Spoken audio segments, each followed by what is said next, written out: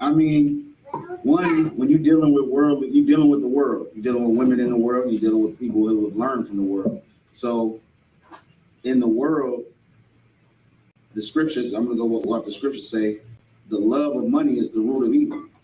So now a lot of these women, they commoditize their bodies to get them money.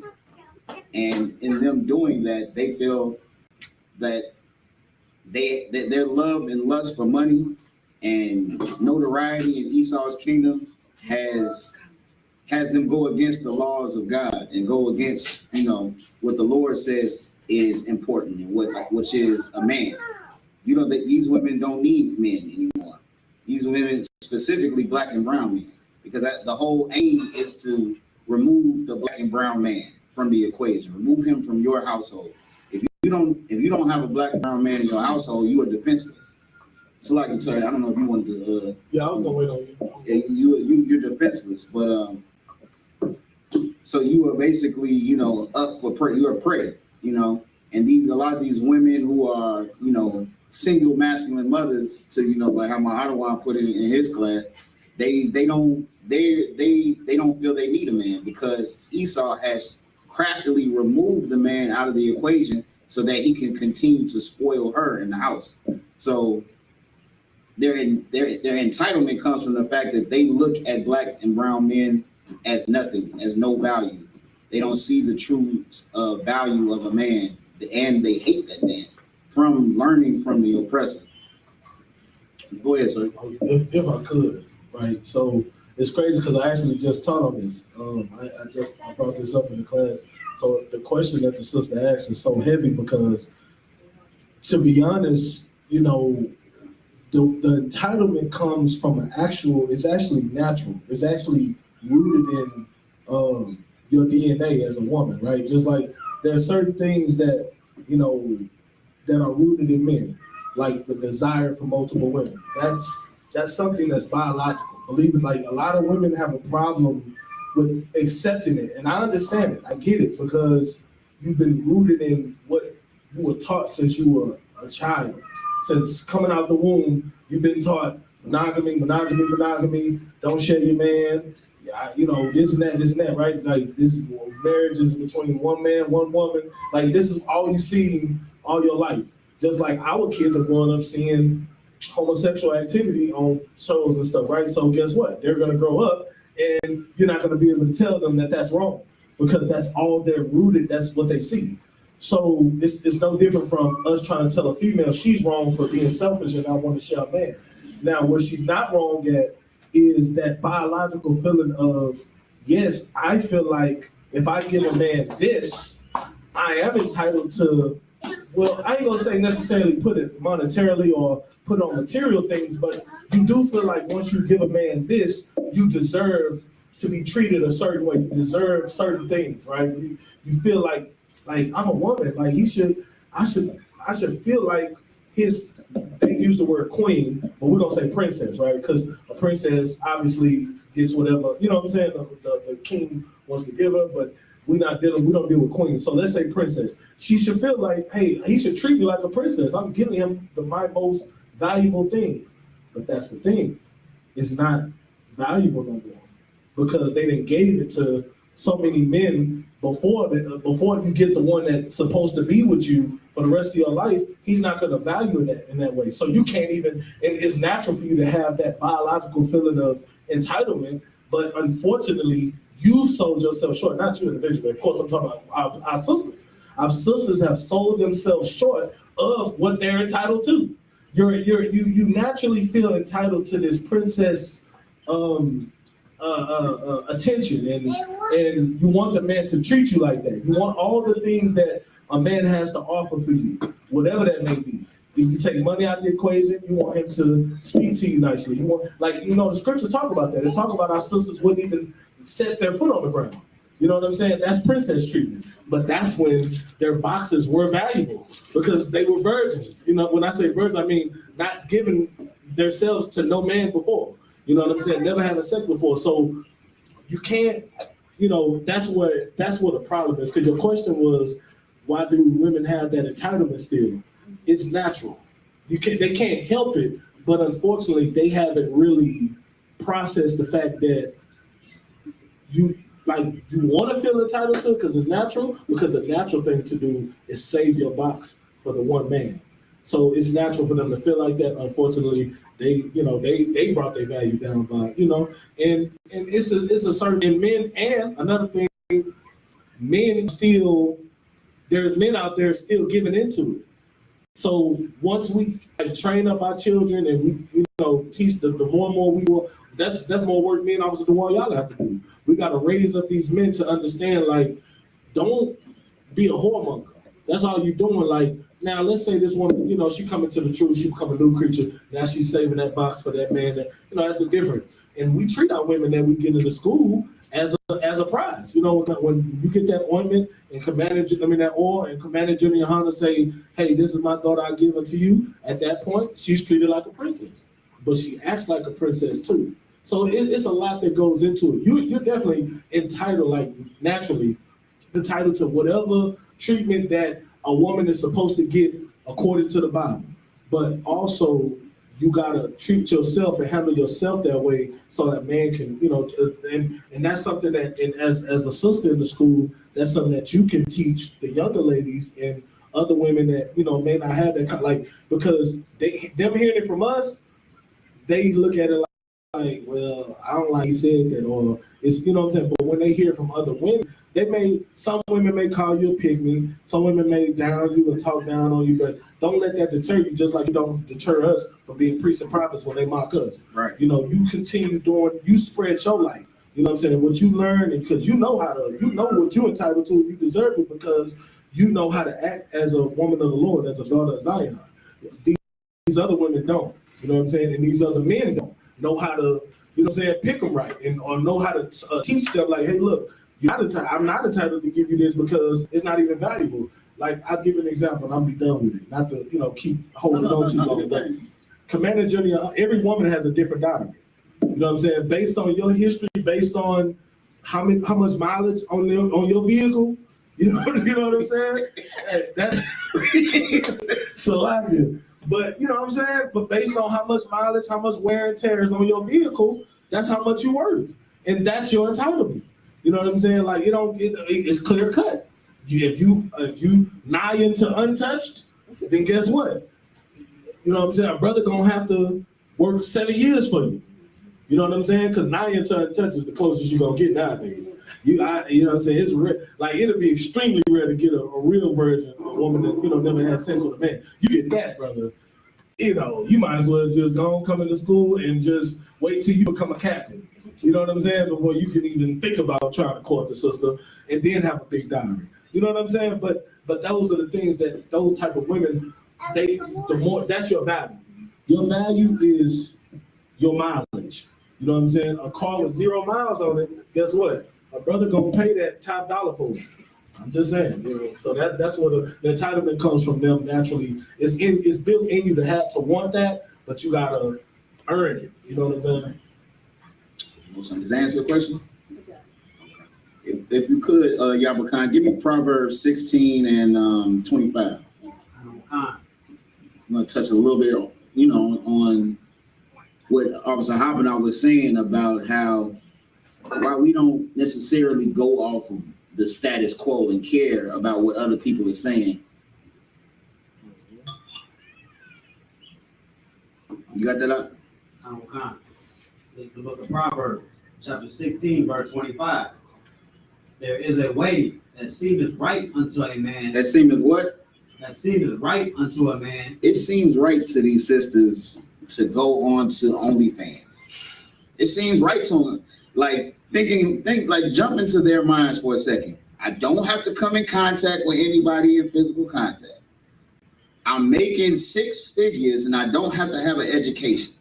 I just have to have a stable internet connection and a decent enough camera where people can see me.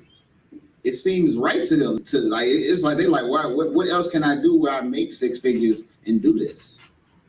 They justify it by securing generational wealth for their family. They justify it by saying they got to provide for their kids and this, that, and the third. It seems right to them. Keep going. But the end thereof are the ways of death. But the end thereof are what? Are the ways of death. But the end of that is death. And this death is more than just a physical death. It's a spiritual death. They are dead spiritually. The miles, imagine being coming up like right now as a child, and you eventually see that your mother, you come in contact with your mother's OnlyFans page. Somebody in school says, hey, they show you a little video of your mama busting it open on OnlyFans. How does that child has lost all respect for you. Not to mention, you probably damaged the respect.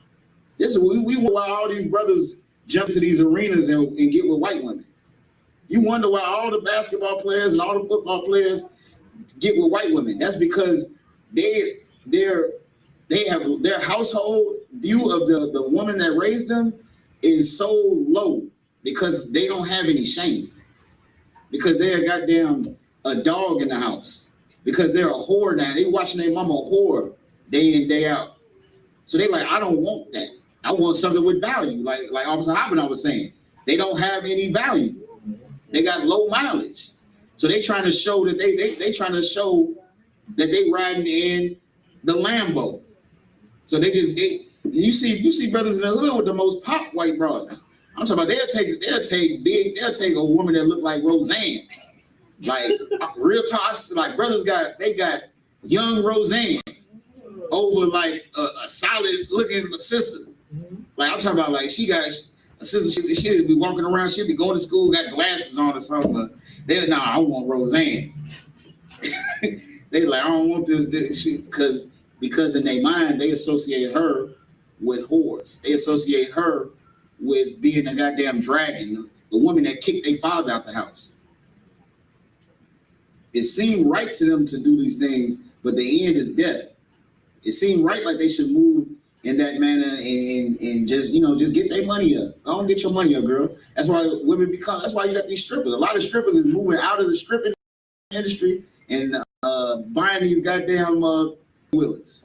They trying to invest in trucking because that was their plan. Some of them made a plan and did that because in that stripping arena is you are giving away the most precious thing that you have.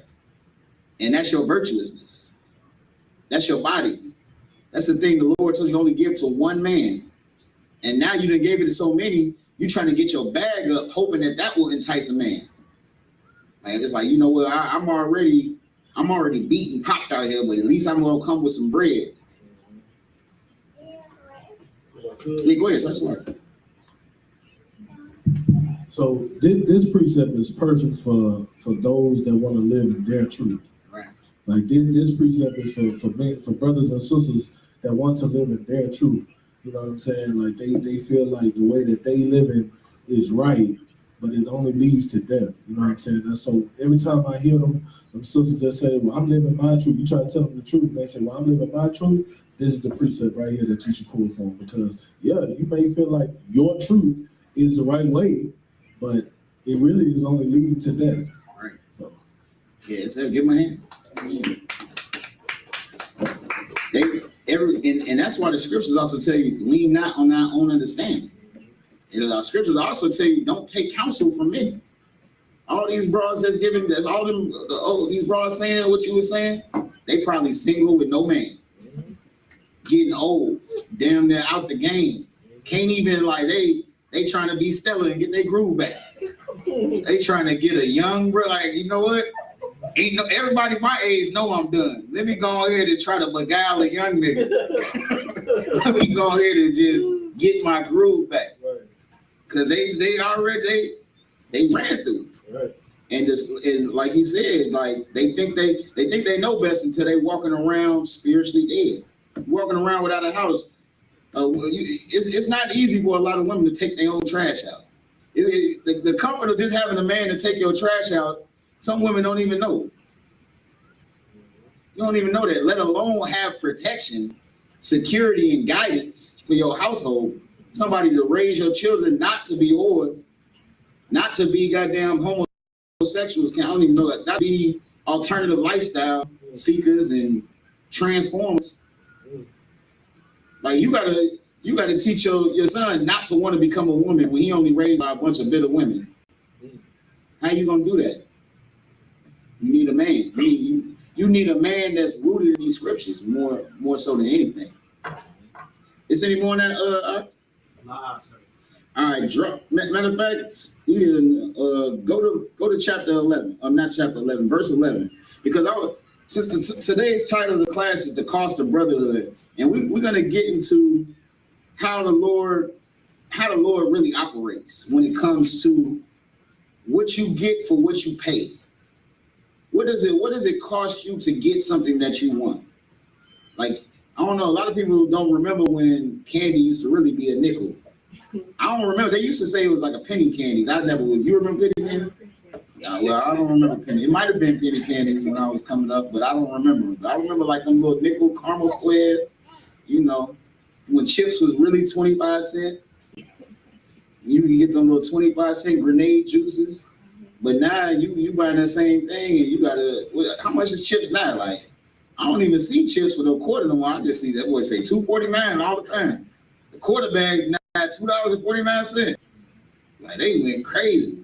Let's talk about how the Lord deals with payments and entitlements. Read what you got, It's the book of Proverbs, chapter 16, verse 11. A just weight and balance are the Lord's. A what? A just weight and balance are the Lord's. So back in the day, they used to use actual scales to you know, like you would go to buy some rice or you would go to buy some meat and they would throw it on a scale and there would be a conversion weight for how much you pay, and that would go on the other side of the scale, and that would be a balance. That's once you get into the balance, and that's a fair trade. Read it again. A just weight and balance are the Lord's. So a just weight and balance are the Lord's. Let that sink in to your mind for a second. If the Lord deals in balances, look at the condition of black and brown people right now. Look how low of a status we are right now. Not even just right now, what we read about in our records of heritage, in our history, thousands of years ago, of the battle that Christ fought. Somebody at the door? The battle that Christ fought back then, thousands of years ago, against the persecution, the battle to save his people, even before Christ. Think about Moses. Think about Moses and the captivity we had in Egypt. All of the captivities and all of that we as Israelites have suffered even to this day. And if the Lord says that, read it again.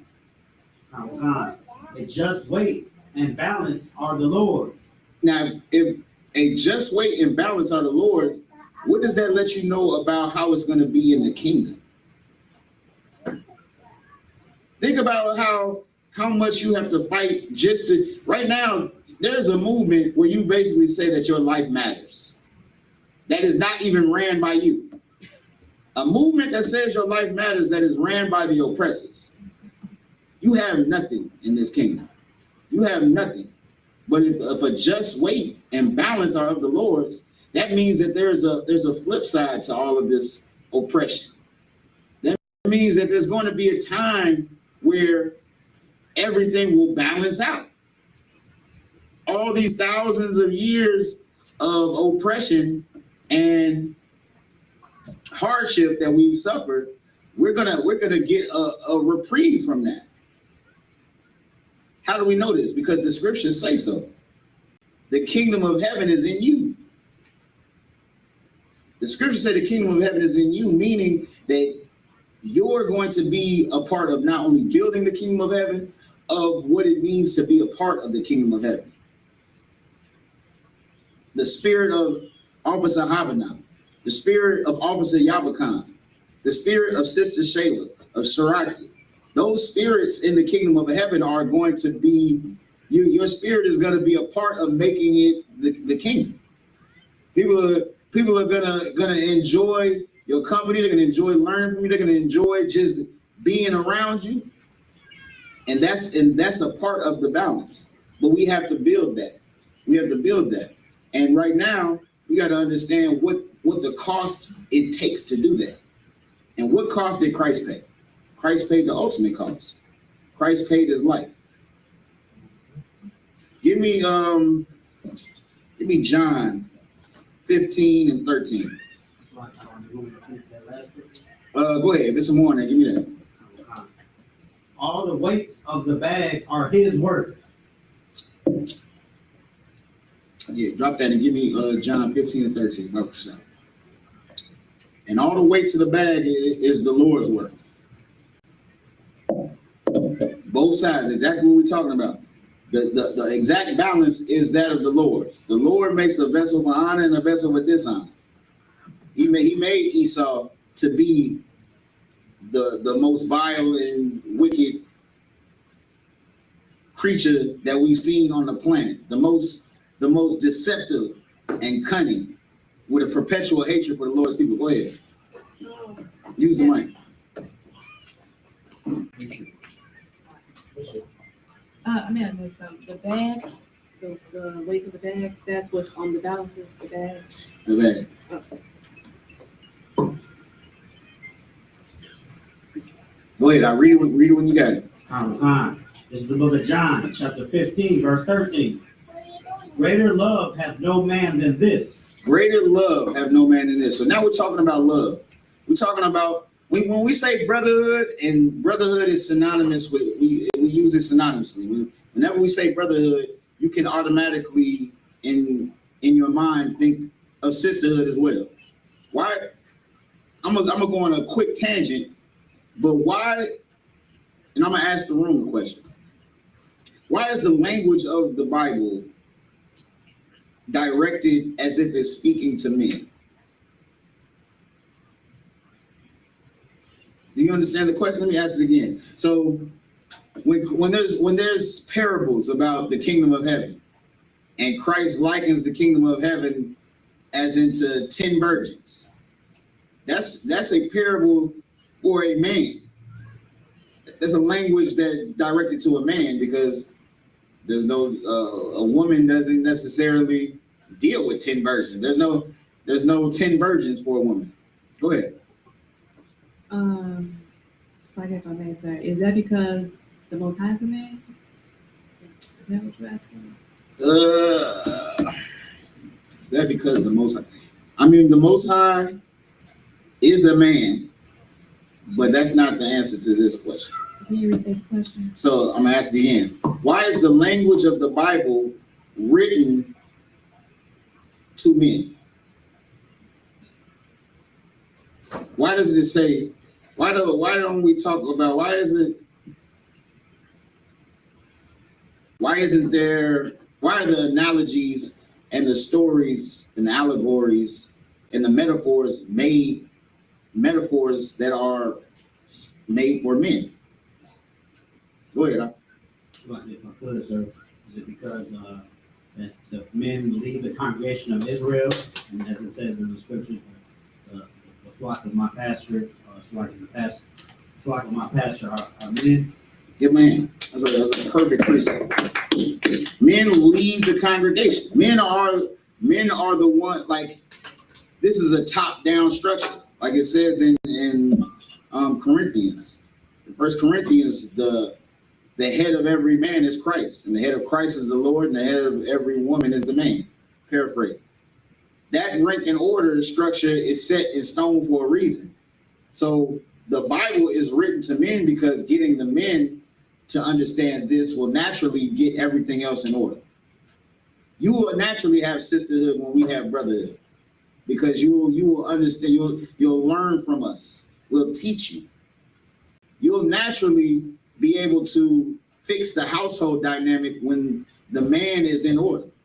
Like, there's been great lengths taken to make sure that Black and brown men do not have brotherhood. Great lengths have been taken. Lengths so hard that when Kanye speaks or Kyrie speaks out against the damn Jewish community of what they're doing, the fact that they run the music and entertainment industry, they run the diamond district, they monopolize all of these industries, but you can look at the focal point of those industries and it's to disparage the black man and make him hate his brother or make him commoditize or make him value money over anything else. Who's buying, like, I don't care how many diamonds they sell to anybody. Black and brown people buying, like, got little baby walking the goddamn ice box and drop goddamn, how much have they made off Lil Baby, the Migos, Gucci? How much have they just made off them three? How many millions? How many hundreds of millions? That's just three brothers I just named. Lil Durk, brothers going in there and getting diamonds for their whole goddamn crew. You had a question? Go ahead. It's like this. I just had a comment. Go ahead. Like, if I could, I was going to say it's heavy with bringing out. I don't want, because great links have gone to keep Brotherhood out of Israel alone. It's just how the white man keeps Hispanics thinking that they're not our brothers, that they're, you know, that they're closer to the white man, that they're closer to the white man than they are to the black man. Puts a separation in Israel. That's a heavy point. That's a real heavy point too. Yeah, give me a hand. Give me a hand. Because us being separated from our Hispanic, our Northern Kingdom brothers is, and the oppression is so crafty. They know that Christ can't come back until we prepare this for him. We're preparing. We're here in the I.S.U.P.K. and the Convention of YAHANNA. We are trying to do the righteous rehearsals. We're trying to create the kingdom of heaven here on earth. We're trying to. Not only are we trying, we're doing it. We are doing it. We are showing true love for our people and true brotherhood, and people and brothers like yourself and myself are testaments to that. Being pulled out of the world and changing ourselves. But the scriptures say, you know, paraphrasing, he that endures to the end, the same shall be saved. It's not over. This is a marathon. This ain't a sprint. You don't get to it and just be over. You got to keep putting in work continually. You have to keep fighting continually. Just as Christ showed us how to keep fighting continually. You holding the precept for me? I haven't finished the one that I was on. All right, keep going. Starting from the top. This is the book of John, chapter 15, verse 13. Greater love has no man than this, that a man lay down his life for his friends. Greater love have no man than this, that a man lay down his life for his friends. Keep going. Verse 14. Ye are my friends, if ye do whatsoever I command you. This is Christ speaking. He's saying there's no greater love than a man that lay down his life for his friends. And then he breaks down how you get to be a friend. Ye are a friend if ye do soever what I command you to do. This is a conditional relationship right here. Just like the relationship we have with the Most High is based on conditions, and we breaking those conditions all the way back in the garden with Adam and Eve, breaking the conditions that we had with the Lord, led to the curses that we still suffer to this day. Christ is laying down conditions right here of how you are a friend. Read 14 again. Ye are my friends. Matter of fact, start off at verse 12. This is the book of John, chapter 15, verse 12.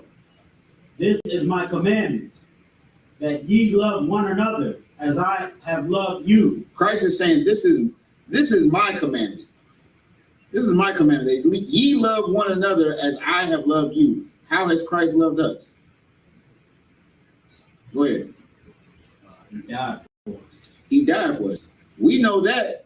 And they, at this point, when he's saying this to them, they don't know that. He hasn't died yet.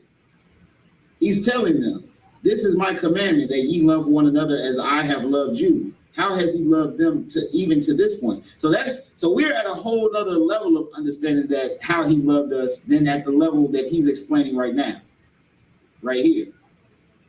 Right here, he's telling them, ye love one another as I have loved you. Keep going. Verse 13. Greater love hath no man than this, that a man lay down his life for his friends. Now he's going into, this goes to show you just how cold Christ is. He's lacing them before, he's giving them the game before things have even unfolded. He's telling them, this is my commandment to y'all. Love each other just like I love y'all. And then he goes up a notch and says, greater love have no man than this. So he already telling you, love each other as I have loved you. You know, but then he says, greater love have no man than this. So there's no way to love someone greater than this. That a man lay down his life for his friends. And they like, okay, they listen like, damn, we gotta love each other how you showed us to love, which basically dedicate your life to the people. Be blameless. Keep the commandments. Be selfless. Show mercy. They didn't see Christ do all type of miracles. They didn't see the Pharisees and Sadducees trying to catch him up constantly. They didn't see people turn them into the Pharisees and Sadducees. They didn't see all type of stuff. And he tell them like, hey, just love each other like I loved y'all. Greater love have no man than this, that a man lay down his life for his friends. Then he tells them that, like, damn, there's nothing greater of love that you can have than doing this. Read, keep going. Verse 14. Ye are my friends, if ye do whatsoever I command you. And then he says, ye are my friends, if ye do whatsoever I command you. You my friend. You know how you could say you love your children. We love our children, but your children gotta obey you. Your children have to obey you, and if they don't obey you, there has to be repercussions for it. Repercussions that can go as extreme as exile, because you have to do what you're commanded to do to be a friend. And Christ is telling you right here, you're my friends if you do what I command you to do. You're my friends if you love one another because he starts off saying, this is my commandment. And you're Christ's friends if you love one another. It goes right back around full circle. You're a friend of Christ if you love your brother, if you love your sister, if you're willing to put your life on the line for your brother or sister, because he said there's no greater love than that. Like, let that sink in for a second. We know Christ died for us and only us, Israel. That cost Christ his life. That level of brotherhood, Christ paid his life. Christ paid his life for it. And he's telling us right here, this is my commandment, that ye love one another as I have loved you. Christ is commanding us to put our lives on the line for each other. Put your life on the line for your brother and your sister. Having ultimate brotherhood and sisterhood will cost you your life. Now the cost of your life for some is not a physical death. It's a spiritual death. Give me how often shall I forgive my brother? Go ahead. It's like I said, if I may, everything you're bringing out is just like reminding me of this book that I'm reading right now. It's about like this future world that had like a COVID situation, but it attacked women and specifically pregnant women. So all babies came out dying, and the women died too. So very few women survived that weren't pregnant. But one of the women that did survive, in this world, she came across two gay men, and they hadn't described whether this woman was black, white, or whatever, but they described those two gay men. One was black and one was a Latino. And, a situation took place where they came across some other men and they tried to attack her. And for her, the mother really thought, and they like told her, we're not going to take care of you, because basically you're a woman and you bring too much trouble. And that just, when you were saying like, they're sowing a whole bunch of discord between basically men and women and, whether it's sisters. Like, I don't know if she was black or white or whatever, but they just made me realize like, this word is just so wicked, and they're putting this in books and just everywhere, and everything y'all saying is true because like you all say, I guess same gender loving men hate women, right. And they did not want to protect her at all. They literally left her. Once they did that, they said, we're done. You got to go your own way. And from that point forward, I'm not part of the book. I haven't finished it yet, but she is walking around as a man now. Like, people don't know that she's a woman, So it's just like that one scripture also, like, I don't know, Isaiah something was like, women are going to be coming to me and like, just, I got these things, just please take me and protect me. Take away their reproach. Yes, exactly. And and give her a hand. That's a heavy point too, because these books and these, of course, the two homosexuals are going to be two brothers, because they are trying to feminize us and remove brotherhood and sisterhood from us, because brotherhood and sisterhood is how we build the kingdom of heaven. This is the foundation. We're reading about the foundation of how Christ laid the foundation for us to have a chance at a second life. We're all sinners. We all have been sinners, but we all gonna have to continue in sin. That's the difference. That's the difference between us and anybody outside of this door. Anybody outside of the I.S.U.P.K under Commander YAHANNA. They don't recognize that true love for one another, of brotherhood and sisterhood, starts with you changing yourself first. You changing yourself to the point where you love your brother and sister so much that you lay your life down for them. They tried to just in that book you were talking about, they just ran them off enough just so they didn't have to feel the guilt of saying that they were cowards.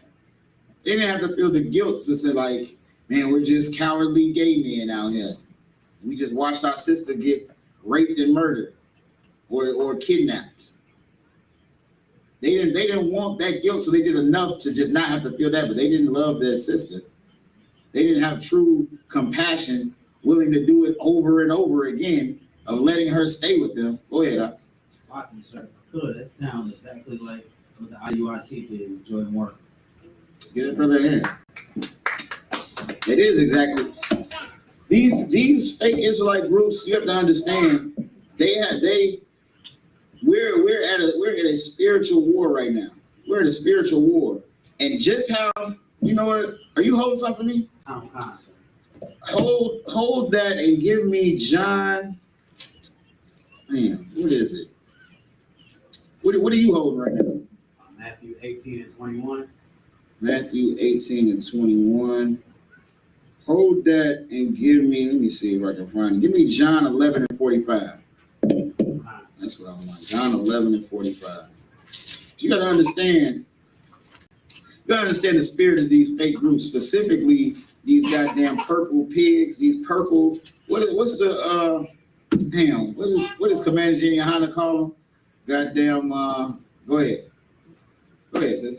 Purple vaginistas. Vaginistas. That's exactly what I was looking for. These purple vaginistas. You got to understand the spirit that they coming in. And this is a spirit that is not new to the earth. You got that from y'all? Go ahead. This is the book of John, chapter 11, verse 45. Then many of the Jews which came to Mary and had seen the things which Jesus did, believed on him. So now, many of the Jews, we're talking about the people. We're talking about Israel right now. Many Israelites have seen the miracles that Christ did. They came to Mary and they seen the miracles that Christ was doing, and they're believing. Just how many people in the world that are Israelites that are finding out that they're Israelites are seeing the ISUPK, seeing that we're going to goddamn Acuna, seeing that we're going to El Paso caring for our people, seeing that we're fighting off goddamn the Kentucky 8, fighting off hordes of Christians, seeing how Captain Zariak is dealing with these people in the conscious community, seeing how he dealt with goddamn WAC 100, seeing the level of seeing our interactions with the world and seeing the miracle, seeing that we're actually taking people out of the world and changing their lives, and they're beginning to believe. Those people are beginning to believe that, you know what, this is the home of the truth. The ISUPK is the home of the truth. Keep reading. Verse 46. But some of them went their ways to the Pharisees. But some of them went their ways to the Pharisees. Some of these people in the world went to the Pharisees. Some of these people are going to the IUIC. Some of them people are going to them and telling them, hey, they've been having camp right here at this spot in Kansas City. They only got 4 brothers over there at this spot. You know, they've been out there doing that thing. Y'all can probably do something. They seeing the miracles that Christ was doing, and they were believing on him. But some of the people didn't believe, and they went to the Pharisees. Keep reading. And told them what things Jesus had done. And they told them what things Yahushua had done. They're like, hey, Christ making these miracles, and people, you know, and he got a lot of people believing on him. But what y'all gonna do? What do y'all think about this? You know, the I.S.U.P.K is they are doing a food drive, goddamn 3 days a week, where they partner with Walmart, and they're just giving everything away to the needy in the goddamn in 3rd Ward in Houston, Texas. Keep reading. Verse 47. Then gathered the chief priests and the Pharisees a council. So now, these are the ops right here. The Pharisees, they made a little council for themselves. What did the IUIC do when someone told them that four of our brothers go to camp out here in Kansas City on this block? They gathered themselves together too. They get those purple Bajanistas, that attack on our brothers was a strategic and planned attack. They had got the police that showed up came with no sirens on. First of all, when do police pull up with no sirens on? What kind of police do that? If you got a bunch of brothers, and to the point, and they talking about guns, they talking about he got a gun. Police pulling up a bunch of black men wrestling in the streets, and one is yelling that someone has a gun. When would they ever pull up with no sirens? They had a council. Those purple Vaginistas had a goddamn council, just like these Pharisees and Sadducees having a council right now. Keep reading. And said, what do we? For this man doeth many miracles. They saying, hey, what we gonna do? Because Christ out here, he doing miracles. He's out here doing miracles. They saying, what are we gonna do? Because the I.S.U.P.K, they out here actually saving people's lives, and they making us look like we not doing nothing. Keep reading. Verse 48. If we let him thus alone, all men will believe on him. Read it again.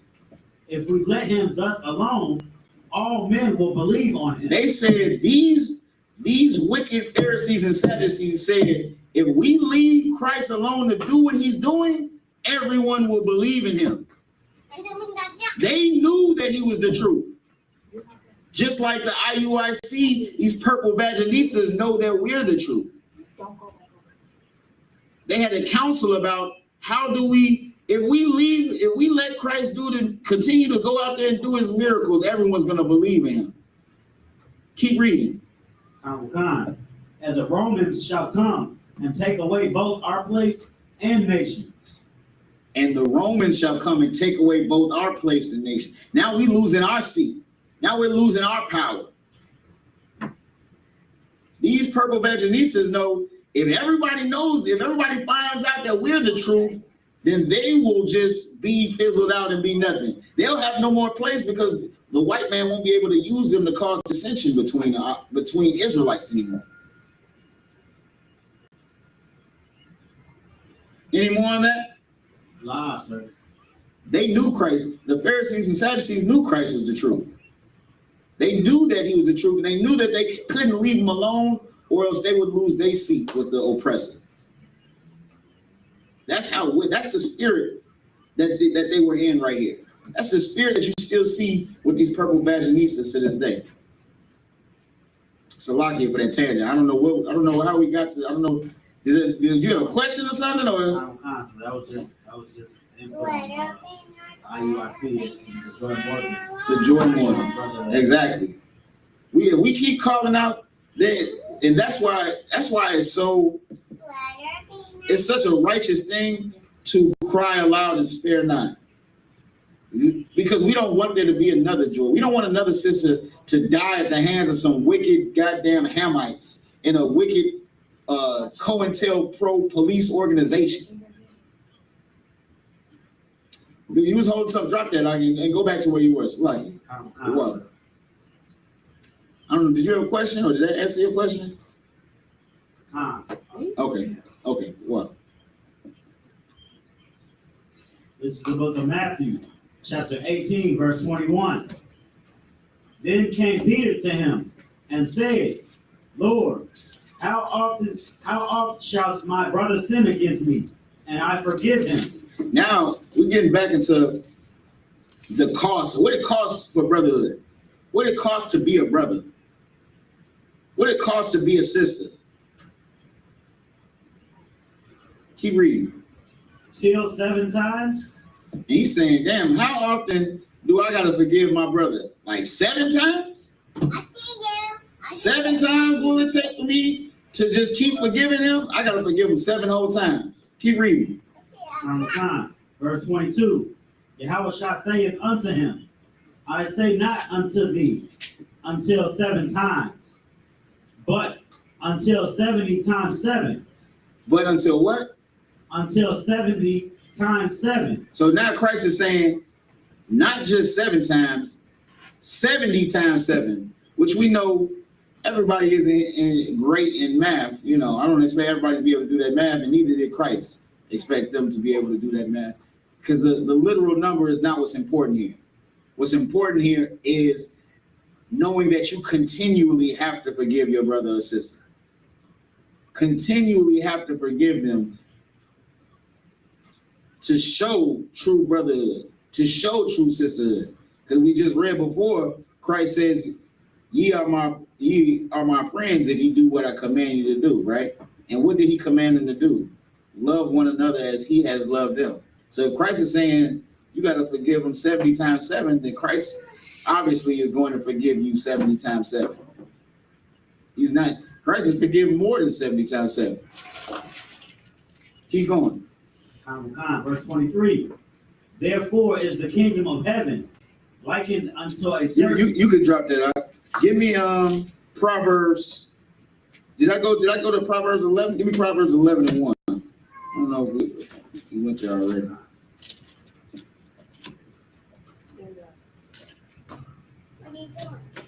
This is the book of Proverbs, chapter 11, verse 1. A false balance is abomination to the Lord. A false balance. So we already read about the Lord deals in just balance. But now, a false balance. What's a false balance? What is a false balance? Go ahead. Like if I could, so would that be a brother acting like he has your back but really doesn't? A brother acting like he has your back and really doesn't? That could be a false balance. But what is a false balance literally? In the sense, so we already know, like we said, if you come and buy something from me, and I put your what you are trying to purchase on the balance beam, right? But then you put your money on the balance, right? And I'm supposed to make it weigh right. I'm supposed to bring you to a just balance. So to give you what you paid for. A false balance is me cheating you. Me not giving you what you're paying for. Me lying to you. So if I'm cheating you, I'm giving you a false balance. In the world, you know, I'm gonna take it to an example, you know. If you got finessed, you know, if you go and you trying to, like, so many brothers out here in the world is, you know, and I'm just saying this from experience of things that I've dealt with. I'm gonna say an actual story. A brother in the world was supposed to, you know, he was supposed to come and buy. I think it may be a He was supposed to come and buy like a QP or something from me, but he came with fake money. He came with the dodos. He might have had a few, and I know you probably remember this, you know, but this was the husband of a cousin of Maria. So, you know, he knew he was entertained for that reason. The reason I even dealt with him and even gave him a chance was because he had some type of familial relationship. But he tried to come with fake money. He tried to buy some actual product from me, but using fake money. Now, of course, me at the time, I recognized it to be fake money. And then we're at a crossroads at this point. We're at a junction. And I had to let him know, I was like, hey, this ain't that. And he's so young and, you know, it's so used to finessing people at the time. He didn't even have his elevator pitch ready of when he would get caught, when somebody would catch him in the act. And he was like, oh, damn, I didn't know it was that. Damn, I didn't even know. When that, you know, we don't have to get into how things proceeded further, but that's a false balance. He tried to cheat me. Keep reading. But a just weight is his delight. But a just weight is his delight. Dealing with your brothers and sisters justly is a delight to the Lord. A false balance, trying to cheat each other, is an abomination to the Lord. And that's all we're doing right now as people. That's as with brotherhood and sisterhood, we're just trying to just get what we can get out of each other outside of these walls. And the scriptures say a just weight is a delight to the Lord. Drop that and give me John. Let me see. John 13. There's so much in this 13th chapter we go on. I'm not going to get into everything right now. But give me John. Yeah, give me John 13.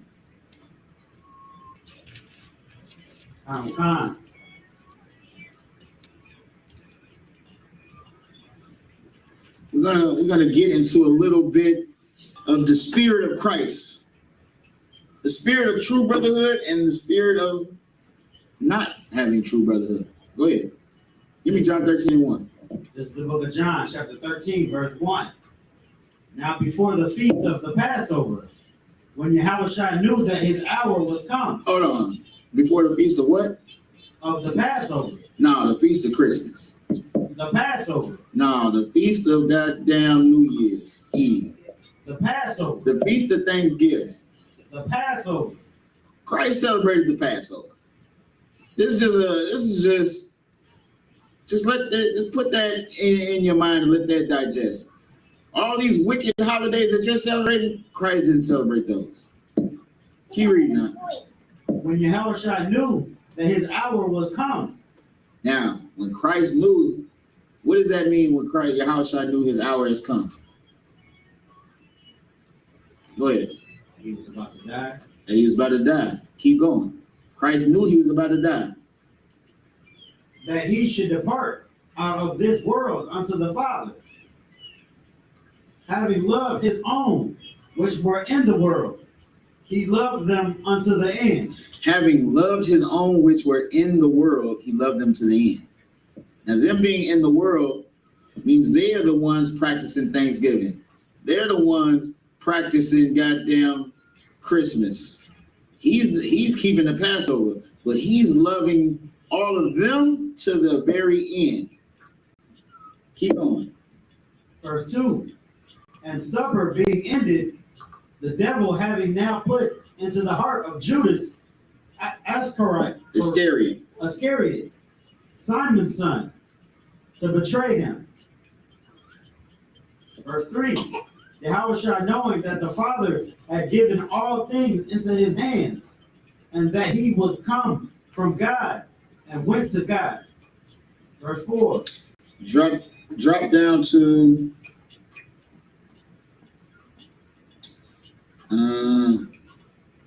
drop down to 21 for time's sake. Verse 21. When Yahushua had thus said, he was troubled in spirit and testified and said, verily, verily, I say unto you, that one of you shall betray me. Christ is saying somebody is going to betray me. So right now, let all this sink in. Christ is keeping the Passover. This is the Last Supper. Christ is eating his last meal that he know he's gonna have with his niggas. He's troubled. He knows the last meal. He knows he's about to die. He knows that somebody around him is the op. He knows exactly who it is. He knows it's Judas Iscariot. It said that in verse 1. And what did read and you don't have to read it again. In verse 2, what did it call? What did it say? Read verse 2 again. Let's read it again.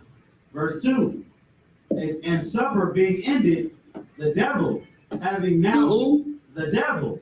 Okay. Having now put into the heart of Judas Iscariot, Simon's son, to betray him. The devil put in Judas's mind to betray him. Who is the devil? Go ahead. Pharisees or the Romans? Give him a hand. The Romans, they put in his heart to betray Christ because the Romans were the ones that was seeking Christ, the ones that were chasing Christ. Just how the oppressor puts in the heart of our brothers now to betray one another. Just like it's a lot of controversy right now over just listening to the goddamn Gunna album. People don't even want to listen to the Gunna album because they feel like he's betraying Young Thug. The cop, the DA, the judicial system have put in the heart of Gunna to betray Young Thug. You got to understand, the same devil that was working back then is the same devil that's working right now. He's putting it in our hearts. What is the first thing they do? Anybody that's ever seen First 48, they got the same goddamn script. What do? They put you in the interrogation room. The only way they build a case is by getting you to betray your brother. They put you in the room and they pin you against each other. And they get you to essentially rat on your brother. Not to say that what they're doing isn't wicked. Not to say it's not wicked, but it's just not judged by righteous men. Keep reading now. Verse 21, verse 22. Read the end of 21 again. Verily. Verse 21. When Yahushua had thus said, he was troubled in spirit and testified and said, verily, verily, I say unto you, that one of you shall betray me. Verse 22. Now we already know Christ knows who it is. It said it in verse 2. It said the devil put the spirit on Judas. Now Christ is talking to them. Christ is talking to everybody. He's telling them, one of y'all is going to betray me. Keep reading. Verse 22. Then the disciples looked on another, doubting of whom he spake. Doubting of whom he spake. They looking at each other like, damn, who he talking about? Like, he couldn't be talking about you. Couldn't be talking about me. Go ahead, keep reading. Verse 23. Now there was leaning on Yahushua's bosom one of his disciples, who Yahushua loved. Verse 24. Simon Peter therefore beckoned to him, that he should ask who it should be of whom he spake. So Simon leaned in. Peter leaned in, like, "Hey, who is it?" You know what I'm saying? And it made a point to let you know that Christ loved him. Christ loved him. One of his disciples whom Christ loved. Keep reading. Verse 25. He then, lying on Yahushua's breast, saith unto him, Lord, who is it? Verse 26. Yahushua answered, He it is, to whom I shall give a sop, when I have dipped it. And when he had dipped the sop, he gave it to Judas Iscariot. Christ told him, so he leaned in and said, "Hey, man, who is the op? Which one of us is it?" And Christ said, "It's the one who, after I dip this bread and give it to him, that's who it's gonna be." Keep reading. The son of Simon. And after the sop, Satan entered into him.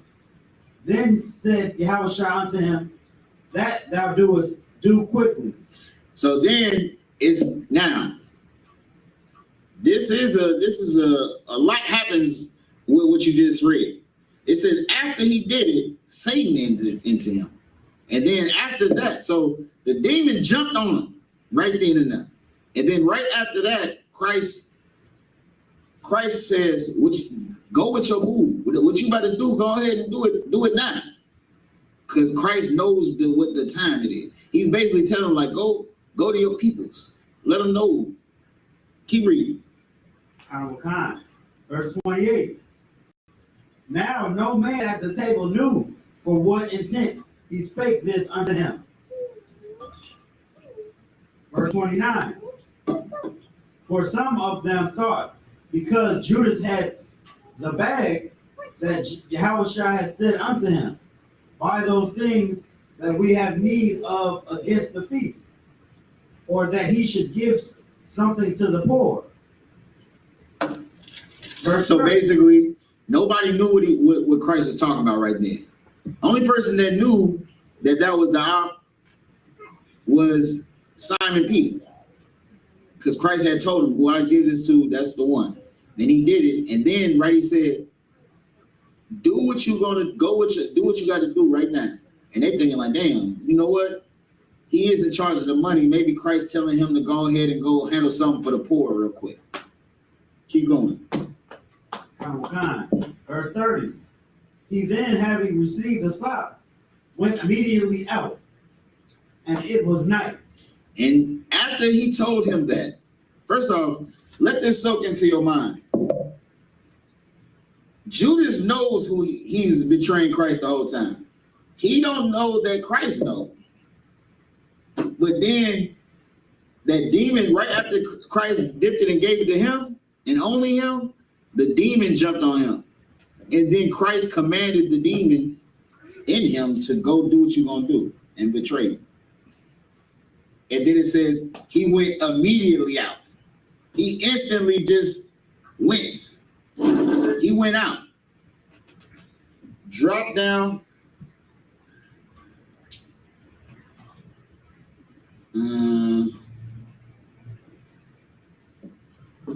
Drop to 33. Verse 33. Little children, yet a little while I am with you. Ye shall seek me. And as I said unto the Jews, whither I go, ye cannot come. So now I say to you, verse 34, a new commandment I give unto you, that ye love one another as I have loved you, that ye also love one another. Keep going. Khan. Verse 35, by this shall all men know that ye are my disciples, if ye have loved one to another. Christ is great. He said it again, just like we read earlier. Ye, the commandment I give unto you, ye love one another as I have loved you. But then he says, this is how all men will know that you're disciples of me. This is how the world knows. This is how everyone in the world knows. When men, they know that Captain Tazariak is a man of God. They know that the Lord is with Commanding General YAHANNA, because we have love for one another and we do as Christ commanded us to. Go ahead, you had a question? It's like I said, what does little children mean? Who are they? Little children. Who are the little children? You want to give it a shot? It's like the Jews, Israel. Read it. Khan. Verse 33, little children, yet a little while I am with you. Ye shall seek me. And as I said unto the Jews, whither I go, ye cannot come. So now I say to you. So, little children, as we talked about before, now, yes, Israelites are the children, but right now, who is he talking to? I'm asking you. It's like, No, not you. Shay. Oh,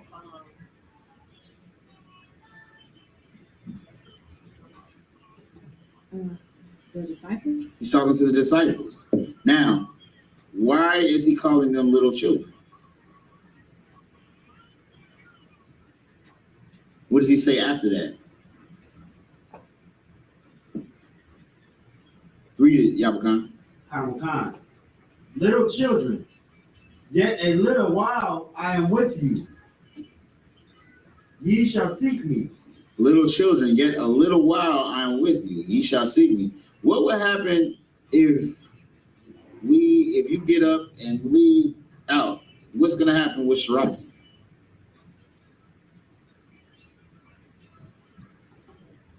She's gonna try to follow me or go find me. She's gonna be worried. She's gonna be concerned. Something is wrong right now. She's gonna be scared. Christ knows that the disciples are gonna be scared. They're gonna be worried. They're going to seek him, and they can't come with him. If you go somewhere and you don't bring your child, they get concerned, and they will get concerned.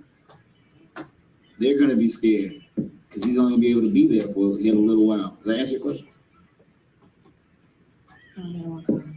Okay, keep reading now. Khan. Verse 35. By this all men know, by this shall all men know that ye are my disciples, if ye have loved one to another. Verse 36. No, hold it right there. Going back to what you were saying about the purple vaginistas. They try to cancel our Passover, and they try to do the same things the Pharisees and Sadducees did to Christ. Try to catch us up all the time. They try to put us in a box, and they never can. They try to lie on us. They try everything. And that's because they are in the spirit of the Pharisees and Sadducees. They work for the modern day Romans, which is just the oppressor. And they recognize that the world knows that we have love for one another. There's one thing you can't deny is that them brothers in the KC4 love each other. And when you get to an altercation with a brother and he come up swinging, you know that he loves that brother. swinging against a goddamn army of 30 off-duty police officers. He loves that brother. And this, read 35 again. Verse 35. By this shall all men know that ye are my disciples, if ye have love one to another.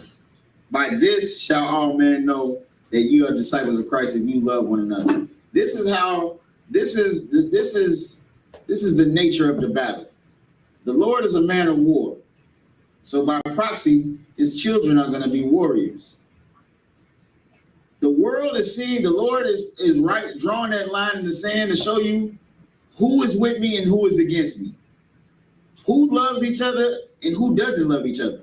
What's the newest thing that popped up with these purple vaginistas? They're fighting each other. They're beating their own brother to damn near death. And who does their brother come to? He comes to us. Their brother came to us. If you can't see that these scriptures are alive and these are living waters, if you can't see that this is actually right before your eyes right now, then it may not be for you. Because the Lord is definitely showing you who he's with and who he's not with. You got a group of brothers that went against 30 off-duty cops and they all came out unscathed. You got a brother's a part of those off-duty cops and he got beat to damn near death. They don't have love for one another. We do have love for one another. They aren't disciples of Christ. We are disciples of Christ.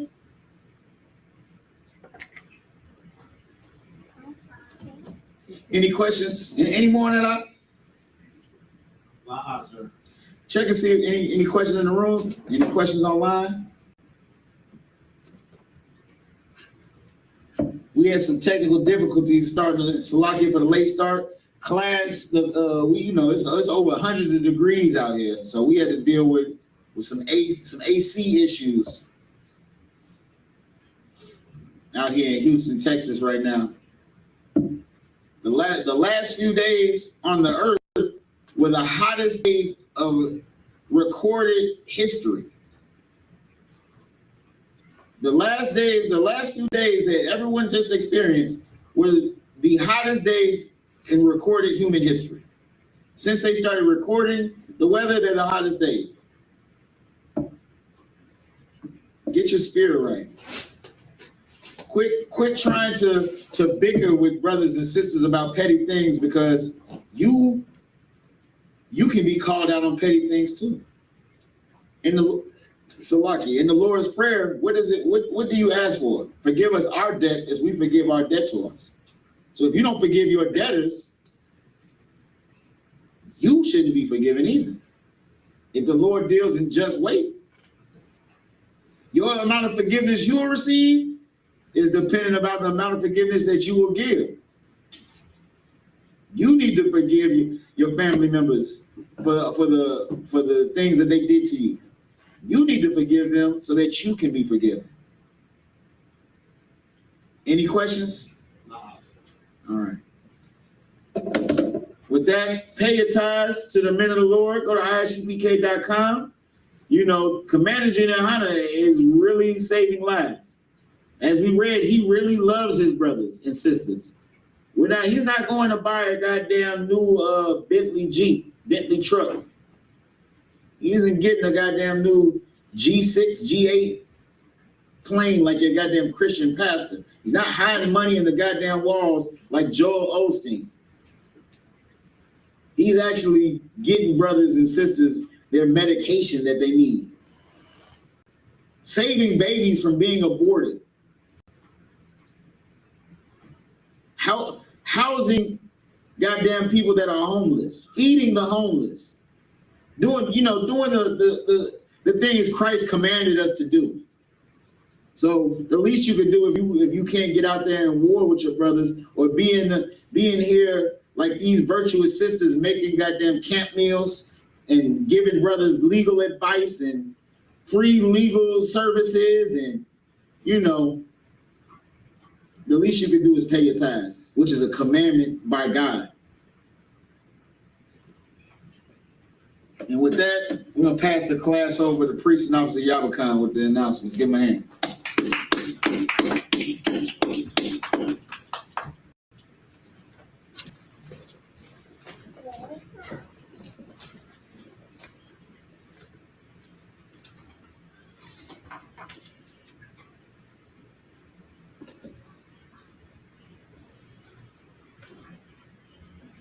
You got it?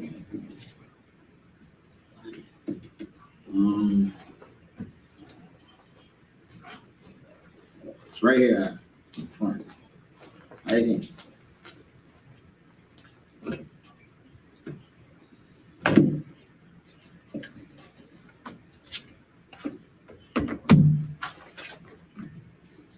Security announcements. We are the I.S.U.P.K. Started out at 1 West, 125th Street, Harlem, New York. Rule for new brother and sister. When a new brother or sister comes into the school, they are off limits for 6 months. They are to be saluted only. They are here to shed themselves of the world. If they need transportation, the teacher will arrange it. After 6 months, if a brother or sister has an interest in a particular person, he or she must get permission from the head to speak to a brother or sister. There is another 6 months in which the brother and sister will court each other. After this 6-month period, the brother and sister will get permission from the head to marry. Tithes, which is a commandment. Numbers chapter 18, verse 21, and Malachi chapter 3, verse 8 through 10, means 10th in the Hebrew. Ma'asharat, 10% of every penny of any increase the Lord gives you. Give the Treasury Department or teacher. Priest fund, free will offering for priests, not mandatory. Whatsoever amount you would like. Upcoming holy convocations. Day of Atonement. No, it's Shalakia. Memorial of blowing of trumpets. First day of the 7th month. Friday, the 15th of September, 2023. Leviticus 23 and 24 through 25. If anyone wants to be a trooper in the school, start wearing all black, boots, shirt, pants, headband, or scarf. And that concludes security announcements. And with that, Amadium, which means to stand. Sorry, we're going to turn and face the east. We're going to do the Lord's Prayer, first in the Hebrew. Abanawa. Shabbat Shemayim. Wadash. Hayah. Shamka. Yahweh. Malak Wakah. Daba'ah. Ratazaka. Hayah. Aisha. Ba'arataza. Kawa. Hayah. Bashamayim. Nathalanawa. Lakam. Call. Yawam. Wasalatnawa. Kawatnawa. Kawatnawa. Wala'ah. Daba'aynawa. Manasaya 1. Abal. Ashayanawa. Mayan. Rad. Kaya. Lakab. Amalakwa. Wahala. Wahata Para. La Walyum. Aman. In the English, our Father, which art in heaven, hallowed be thy name. Yahweh. Thy kingdom come. Thy will be done. In earth as it is in heaven. Give us this day. Our daily bread. And forgive us our debts. As we forgive our debtors. And lead us not into temptation. But deliver us from evil. For thine is the kingdom. And the power. And the glory. Forever so be it. So, I'm going to do a courtesy salute for the brothers. Sisters may be seated. Men of Israel, Madi Shabbat, Madi, Barak, Yahweh Hashem Yahushua Barakatah, Yad Yamatah. So, sisters Amadium, which means to stand. Courtesy salute to the sisters. Men of Israel, Madi Shabbat, Madi, Barak, Yahweh Shema Atham B'Hashem Yahushua. Yahweh Shema Atham B'Hashem Yahushua. Yad Yamatah. Dismissed.